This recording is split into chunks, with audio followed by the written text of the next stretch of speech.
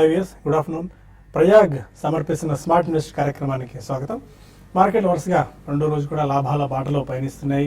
9,110 పాయింట్ల దగ్గర నిఫ్టీ కొనసాగుతుంది, దాదాపు 23 పాయింట్ల లాభంతో. అండ్ సెన్సెక్స్ కూడా ఆల్మోస్ట్ 100 పాయింట్స్ ప్లస్లో 29,430 పాయింట్స్ దగ్గర కొనసాగుతుంది.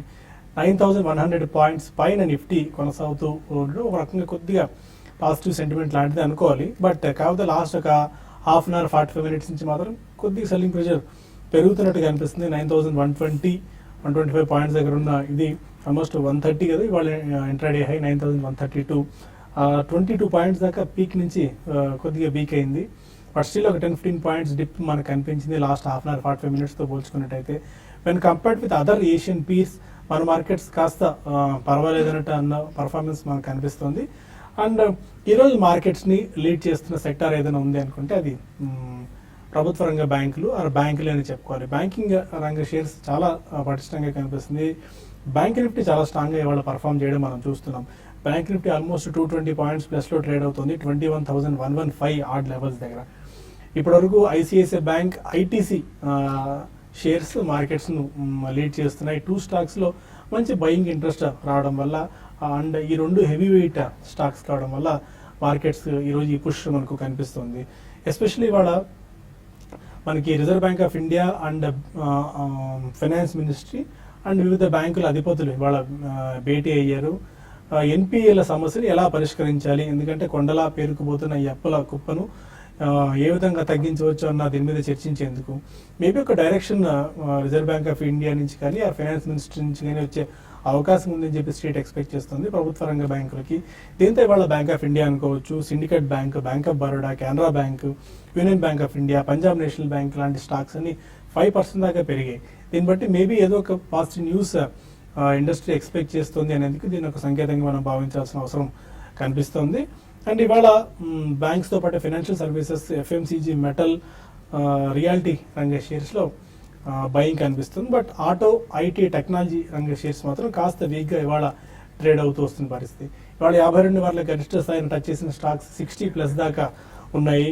అండ్ సెక్టార్ స్పెసిఫిక్ చూస్తే ఇవాళ ఆయిల్ మార్కెటింగ్ కంపెనీస్ కొద్దిగా వీక్గా ట్రేడ్ అవుతున్నాయి. మేబీ డివిడెండ్ ప్లే నేపథ్యంలో కొద్దిగా స్టాక్స్ లాస్ట్ వీక్ ఆర్ ఈ వీక్ స్టార్టింగ్ నుంచి ఇప్పుడు దాకా పెరుగుతూ వచ్చాయి. బట్ ఇక్కడ కొద్దిగా ప్రాఫిట్ బుకింగ్ ఓఎంసీస్లో మనకు కనిపిస్తుంది. అండ్ రియల్ ఎస్టేట్ స్టాక్స్లో మాత్రం పరుగు ఆగడం లేదు. ఇవాళ 52 వారాల గరిష్ట స్థాయిని టచ్ చేసిన స్టాక్స్లో 4 to 5 స్టాక్స్ రియల్ ఎస్టేట్ స్టాక్సే ఉన్నాయి. వాటిలో అజ్మీరా రియాలిటీ ఒకటి, and Ashiana housing, Kolte Patil, Puravankara, Sunteck realty లాంటి కౌంటర్స్ అన్ని కూడా ఇవాళ చాలా స్ట్రాంగ్ బయింగ్ ట్రెండ్ కనబరుస్తున్నాయి. దీన్ని బట్టి మేబీ ఇక్కడ నుంచి కూడా రియల్ ఎస్టేట్ ప్లే రీసెంట్గా కొత్త ప్లేలా మారబోతోంది. ఇక్కడ నుంచి కూడా ఇంకా ఈ స్టాక్స్ ఈ కంపెనీస్ ఫ్లరిష్ అయ్యే ఛాన్సెస్ అధికంగా ఉన్నాయి. అండ్ పేపర్ రిలేటెడ్ స్టాక్స్ ఇవాళ బాగా పెరిగాయి. వాటిలో స్టార్ పేపర్ 15% దాకా పెరిగింది. Shreyans industries, Pudumjee pulp and paper లాంటి కౌంటర్స్లో కూడా ఒక 4 నుంచి 5% దాకా జంప్ కనిపించింది. అండ్ స్టాక్ స్పెసిఫిక్ మూవ్స్లో ఇండస్ఇండ్ బ్యాంక్ 1400 మార్కెట్ క్రాస్ చేసి చాలా స్ట్రాంగ్గా పర్ఫామ్ చేస్తుంది. హైదరాబాద్ ఇండస్ట్రీస్ లిమిటెడ్ అన్న స్టాక్ హెచ్ఐఎల్ ఈ స్టాక్ ఇవాళ 727 వీక్ అయి 720 దగ్గర ఆల్మోస్ట్ ట్రేడ్ అవుతూ వస్తుంది. మనం 600, 620 ఆడ్ లెవెల్స్ దగ్గర ఈ స్టాక్ గురించి డిస్కస్ చేస్తాం. ఫండమెంటల్గా డీసెంట్ సెట్ ఆఫ్ పర్ఫార్మెన్స్ కనబరుస్తున్న కంపెనీ ఇది. సీకే బిర్లా గ్రూప్ చెందిన కంపెనీ. ల్యాండ్ బ్యాంక్ కూడా కంపెనీ బాగా ఎక్కువగా ఉంది. మేబీ ఇక్కడ నుంచి ఈ స్టాక్ ఇంకా మెరుగ్గా పర్ఫామ్ చేసే అవకాశాలు బాగా కనిపిస్తున్నాయి. హెచ్ఐఎల్ మీద దృష్టి సారించవచ్చు ఇక్కడ నుంచి. ఇప్పటివరకు మార్కెట్ ట్రెండ్ ఏంటి, ఈ టైంలో ఎలాంటి వ్యూ మార్కెట్స్లో తీసుకోవాలని అంశంపై కొంత మాట్లాడడానికి నేను సిద్ధంగా ఉన్నాను. Good afternoon all of you sir. ఎలాంటి ఫండమెంటల్, ఎలాంటి టెక్నికల్ వ్యూతో మీరు ఉన్నారు? మార్కెట్స్ 9,100 పైన నిఫ్టీ సస్టైన్ అవుతుంది. నిన్న మార్కెట్ చూసా మనం 9,000 దగ్గర నుంచి బౌన్స్ బ్యాక్ అవటము, ఆ ట్రెండ్ అనేది, ఈ రికవరీ అనేది ఇవాళ కూడా కంటిన్యూ అవడం మనం చూస్తున్నాము. కాకపోతే ఈ 2 రోజులుగా మార్కెట్ రికవరీ ఒక మైనర్ అప్ ట్రెండ్ అనుకోవచ్చు. టెక్నికల్ గా పెద్ద ఇంపార్టెన్స్ కానీ సిగ్నిఫికెన్స్ కానీ కనిపించట్లేదు.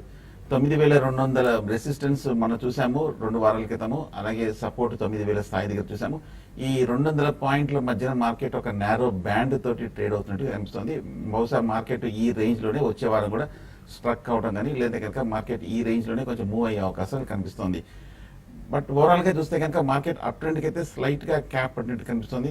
మనం లాస్ట్ 1 or 2 months గా చూసిన ఒక స్ట్రాంగ్ అప్ మూవ్ ఇమీడియట్ గా నెక్స్ట్ వీక్ ఉండకపోవచ్చు, ఎందుకంటే ఇంకా ఓవర్ బాట్ పొజిషన్ ఉంది కాబట్టి బహుశా ఇంకొక వారం రోజులైనా అడ్జస్ట్మెంట్ అనేది టెక్నికల్ ఓవర్ బాట్ పొజిషన్ కి చూడాల్సి వస్తుంది.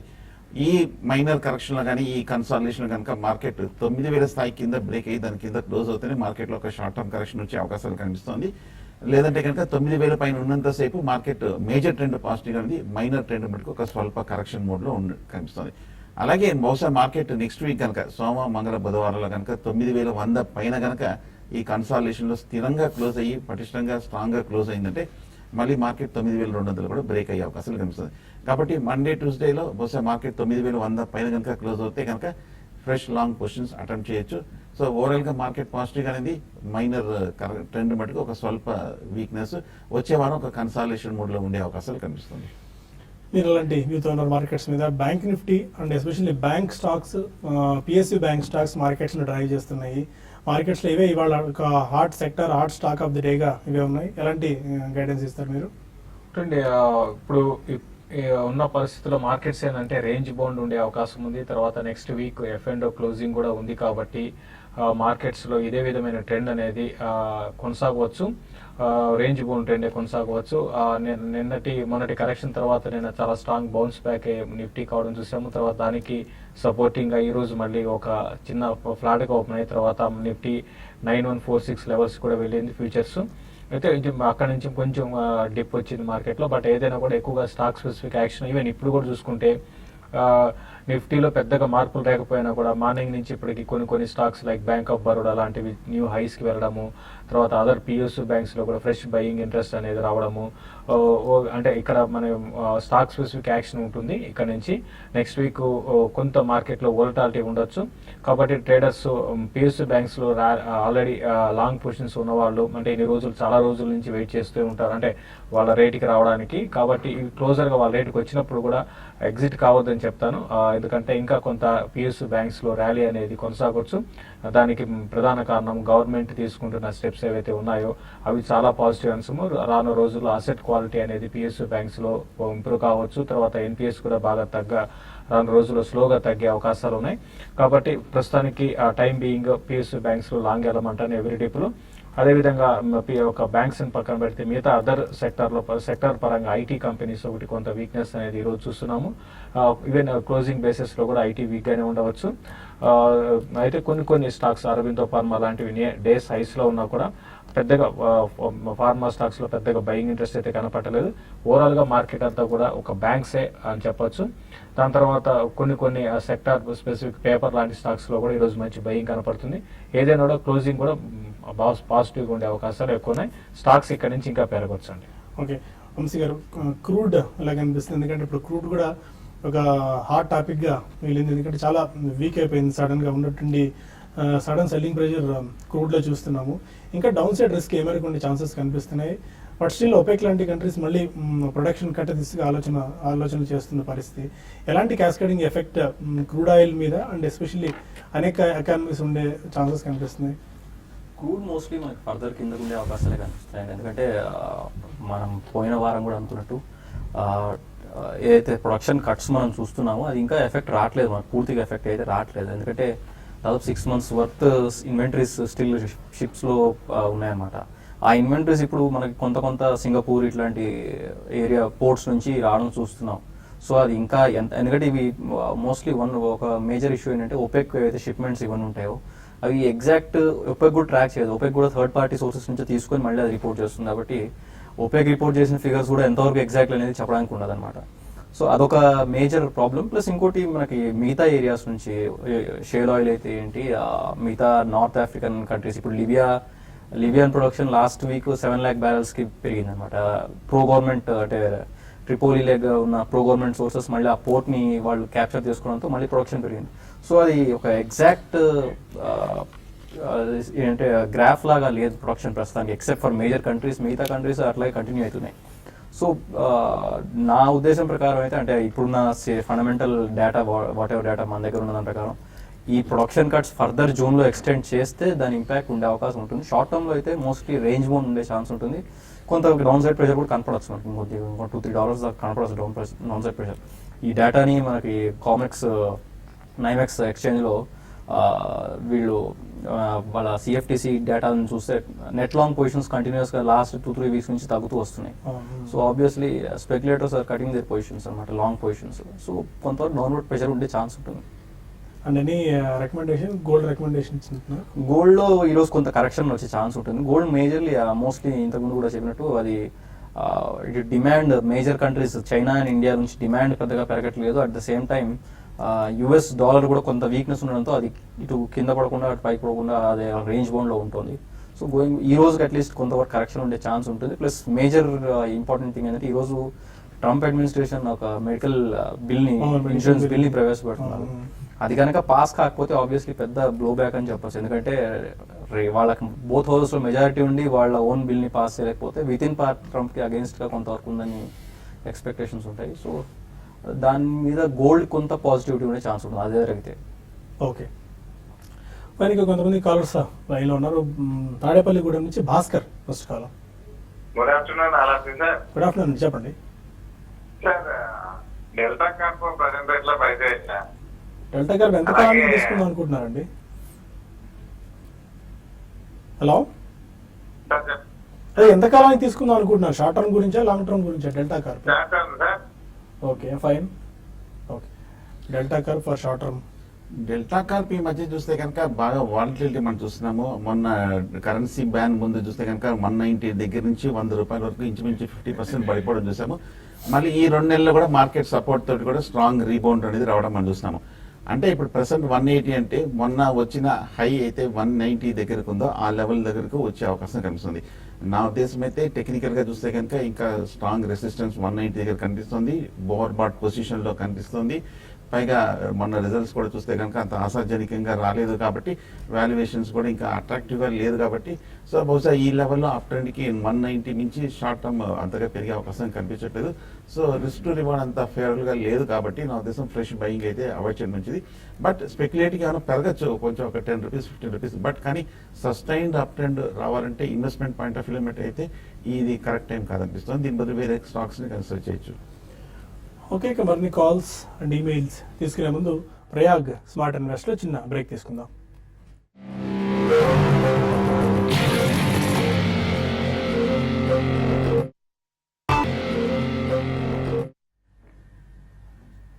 Welcome back to smart investor. మన కాలర్ హైదరాబాద్ నుంచి కృష్ణమూర్తి ఉన్నారు. హలో, అడగండి కృష్ణమూర్తి గారు. గుడ్ ఆఫ్టర్నూన్ అండి. గుడ్ ఆఫ్టర్నూన్, చెప్పండి. మరి 2 స్టాక్స్ గార్మెంట్ ఎక్స్పోర్ట్ బిజినెస్ లో ఉన్నాయండి, SP apparels and Kitex garments. Okay, ఈ 2 లాంగ్ టర్మ్ ఇన్వెస్ట్మెంట్ దృష్టిలో తీసుకోవచ్చా? ఈ రెండిట్లో ఏది బెటర్? ఎస్పీ అపారల్స్ ఈ మధ్యకాలంలో టుడేకి టచ్ కూడా చేసింది, చాలా స్ట్రాంగ్ గా కనిపిస్తుంది. SP apparels and Kitex 2 stocks ఎలా ఉంది లాంగ్ టర్మ్ గురించి? కిటెక్స్ గార్మెంట్స్ అయితే అండి ఇది ఫండమెంటల్ పరంగా మంచి కంపెనీ అండి. మీరు అన్నట్టుగా ఇది ఏంటంటే వీళ్ళు కిడ్స్ వేర్ లో ఉన్నారు. తర్వాత వీళ్ళు ఎక్స్పోర్ట్స్ మరీ ముఖ్యంగా ఎక్కువగా యుఎస్ తర్వాత అది కూడా వాల్మార్ట్ అండి. సో ఎప్పటి నుంచో ఉన్నారు. అయితే ఈ రీసెంట్ గా అక్కడ అంటే పొలిటికల్ గా మనకి కొంచెం మార్పుల కారణంగా యుఎస్ లో ఏ విధంగా ఉంటుంది అనేది అది పక్కన పెడితే ఫండమెంటల్ పరంగా కిటెక్స్ గార్మెంట్స్ అనేది బాగుంది.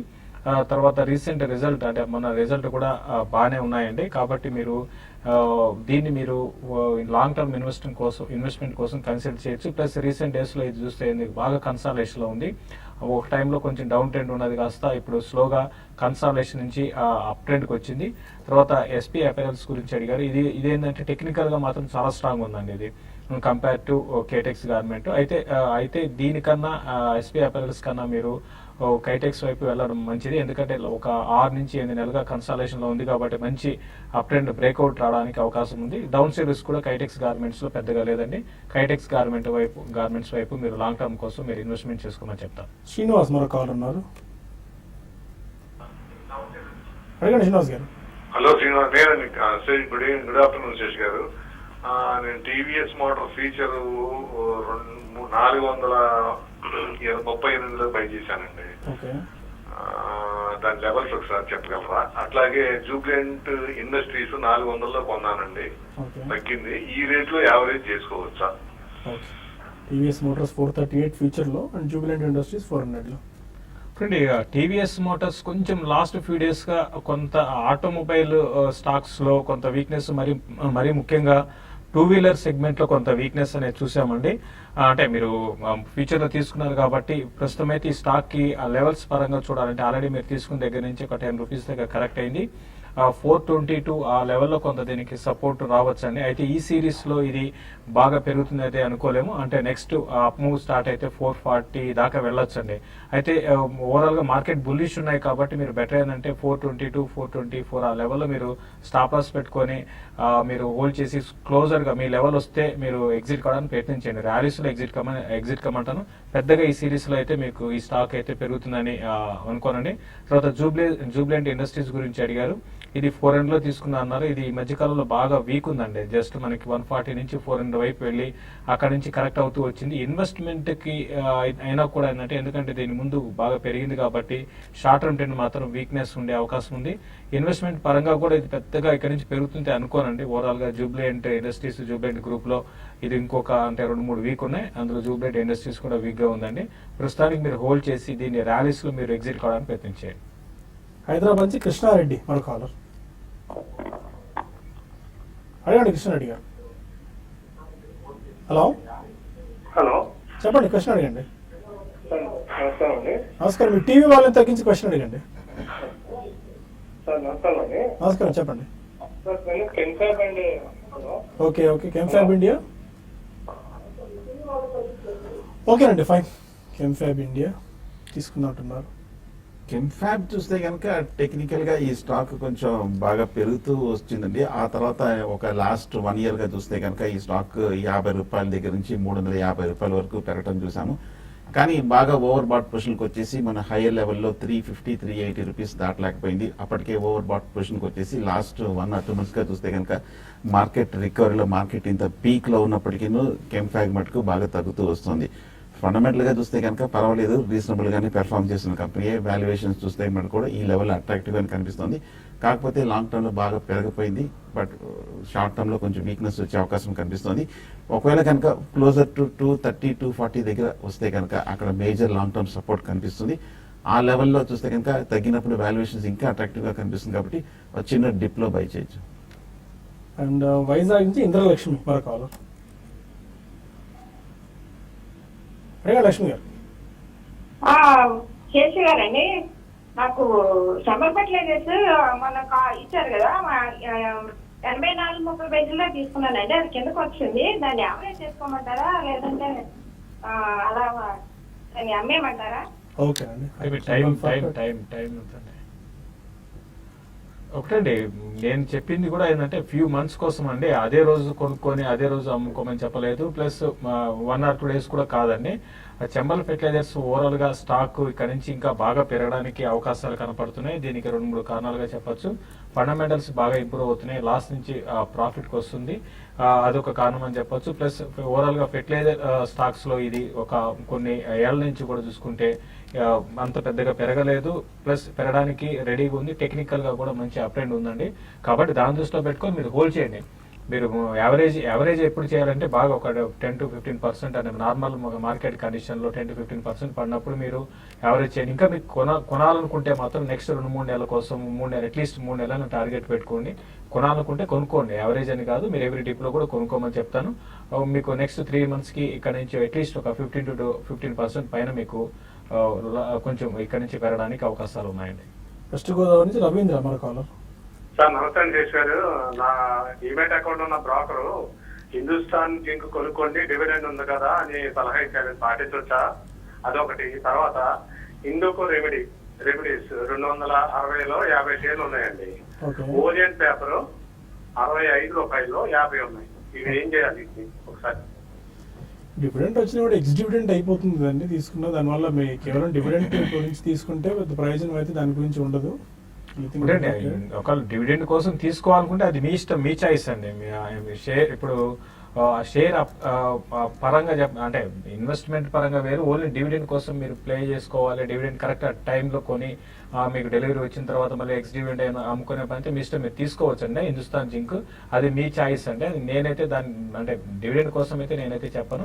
ఇన్వెస్ట్మెంట్ కోసం అయితే హిందుస్థాన్ జింక్ రీసెంట్గా బాగా పెరిగింది, ఇంకా పెద్దగా ఇక్కడ నుంచి అంటే పెద్దగా పెరగకపోయినా కూడా డౌన్ సైడ్ కూడా పెద్దగా లేదండి. కాబట్టి దాని దృష్టిలో పెట్టుకొని మీరు ట్రేడ్ చేసుకోమని చెప్తాను. తర్వాత ఇంకోటి ఏమడిగారండి, ఇండోకో రెమెడీస్ 260. ఇండోకో రెమెడీస్ మంచి కంపెనీ అండి. ఇండోకో రెమెడీస్ ఆప్థమాలజీలో వీళ్ళు చాలా స్ట్రాంగ్ హోల్డ్ ఉందండి, చాలా పాత కంపెనీ. తర్వాత విన్న డెంటల్ దాంట్లో కూడా వీళ్ళకి మంచి బ్రాండ్స్ ఉన్నాయి. ఫండమెంటల్ పరంగా ఇండోకో రెమెడీస్ స్ట్రాంగ్ ఫండమెంటల్స్ ఉన్నాయి, మీరు హోల్డ్ చేసుకోండి. ప్రస్తుతం టైం బీయింగ్ మాత్రం ఫార్మా స్టాక్స్ అంతా పెద్దగా ఉండకపోవచ్చు, ఇన్వెస్ట్మెంట్కి ఇండోకో రెమెడీస్ హోల్డ్ చేసుకోమని చెప్తాను. మీరు ఒకటి చూద్దాం, రమేష్ మెయిల్ చేశారు, క్రూడ్ అని మే కాంట్రాక్ట్ 3200లో బై చేశారంటే అలాంటి ఇస్తారు. 3,200 అంటే ఇప్పుడు ఆల్రెడీ 3140 3130 లెవెల్స్లో మార్కెట్ ఉంది.